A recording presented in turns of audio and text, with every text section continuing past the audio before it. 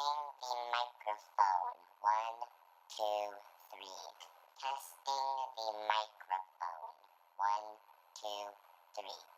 Does the microphone work? Very good. Can you all hear me? Okay. Today's assembly, kids, is going to be about the magazine sales, which I know in the past we have not done well, but today that is going to change. Before we go any further into the assembly, we have our very own Julia Shigelosis singing our national anthem. I am very sad to report that Julia is sick with, the shigellosis disease. Well, let's just continue on, since school is almost to an end. The magazine sales support all of our extracurricular activities such as sports, knowledge books, science Olympiad, and many other things. Without these sales, we wouldn't have any money to support these activities.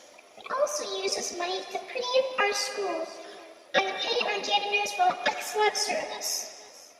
The money also pays for your curriculum and learning, so please try to sell some magazines. There are great prizes too, and I'm sure you want to get those. If you are a shy person, just go to your relatives. They will be more than happy to buy a magazine or two.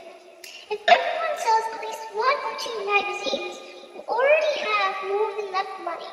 Sell those magazines, kids, and goodbye.